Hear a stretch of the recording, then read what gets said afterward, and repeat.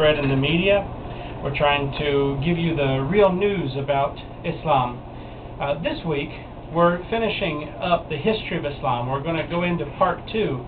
As you know, last week we discussed the expansion of Islam through the following of the death of the Prophet Muhammad, where we specifically outlined the leadership of the rightly guided caliphs, expansion into China and the rest of Asia, which includes the move to the Philippines around 850 AD.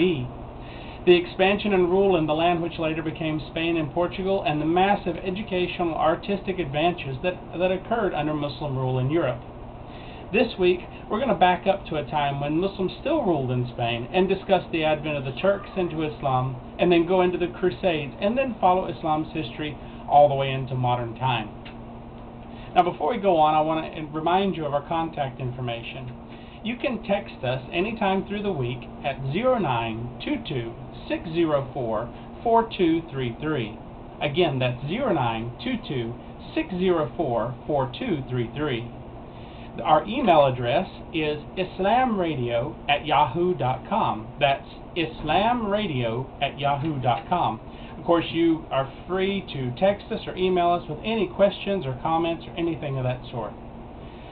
You can watch our videos on YouTube at www.youtube.com/IslamRadioPH. That's IslamRadioPH. You can also listen to the MP3s, which is the audio, on our podcast account, which is islamradio.mypodcast.com. That's islamradio.mypodcast.com. So the goal here, folks, is really the sharing of knowledge. Now, I'm not a doctor of Islamic study or a da'i or a great sheikh with some expansive knowledge, but I do spend many hours studying each topic before I share the information with you on the air. And a lot of these topics are things that I have researched for years before I start spouting off information on the air. If I make a mistake, please let me know by the email or text message, and then we will talk about it later on in the show. We do this work for the sake of Allah alone. It is to Him that all praise and glory belongs, and any mistakes are ours alone. Now, as I said last week, we left off at the end of the Andalusian rule and the Muslims of what is now Spain. Now, the Seljuks originated around a part of Persia called the province of Khorasan, which stretched from the southern tip of the Black Sea across what is now Iran and part of Afghanistan. The Seljuks spread across the area and were the first major Turkish tribe to move into the area now called Turkey. The Seljuks ended up ruling over the entire region from Anatolia in the west to the Punjab provinces in the east. That means they were the rulers across Persia, the Middle and Near East, and Northern Africa.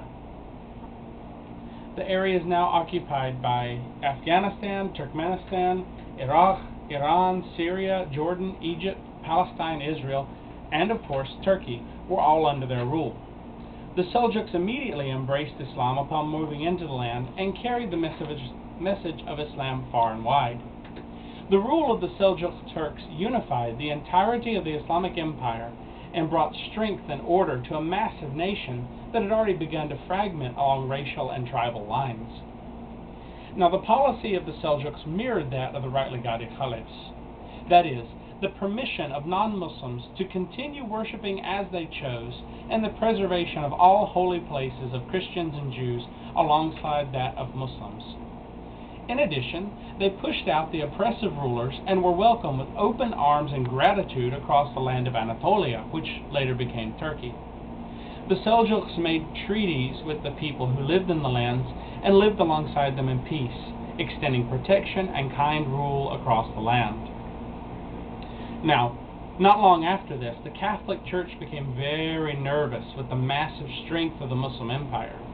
Now, you have to bear in mind here, at this point in history, there were now 5 times the size of Muslim land as there was land held by the Catholic Church. Now, Pope Gregory VII was given courage by Christian kings who attempted to conquer Andalusia from the Muslims, and then Pope Gregory challenged Frank Christians, that's French Christians, to march into the Holy Land and take Jerusalem from the Muslim rule.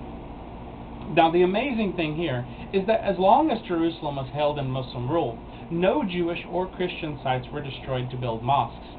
Mosques were built upon sites that had been laid to rubble by the Romans and Persians before the advent and expansion of Islam. This also included the building of Al-Aqsa Mosque and the Dome of the Rock on the former site of Solomon's Temple. Since the temple was the first Qibla, or direction of prayer for the Muslims, this site was holy to us as well. The construction of Al-Aqsa Mosque was not to deface the ancient temple in any way, as some nationalist leaders and even the Catholic Church at the time declared. No. In fact, it was to bring back worship to this sacred place. The Dome of the Rock was built upon the foundation stone of the temple, which houses the Well of Souls, and was once the place of the Holy of Holies within the great temple. This is the site from which the Prophet Muhammad, peace be upon him, ascended into heaven on his night journey, the Miraj.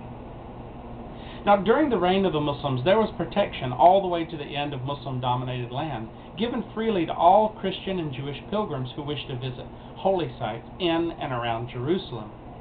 It was a great fear that drove Pope Gregory II to his declaration, the fear of Muslim lands growing faster and at a far faster rate than Christianity. This fear became greater after Anatolia was taken under the wings of the expanding Islamic Empire.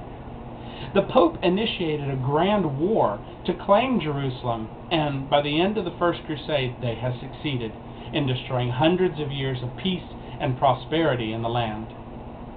Thousands of people were killed, Jews were driven out of the land along with Muslims, and all non-Christian holy sites were defaced, and some were destroyed. Throughout the First Crusade, mercenaries flooded into the land of Palestine from northern and eastern Europe and carried out the wishes of the Vatican without control. Now, by the time the news reached the Pope regarding all the atrocities of his armies, he was powerless to stop them.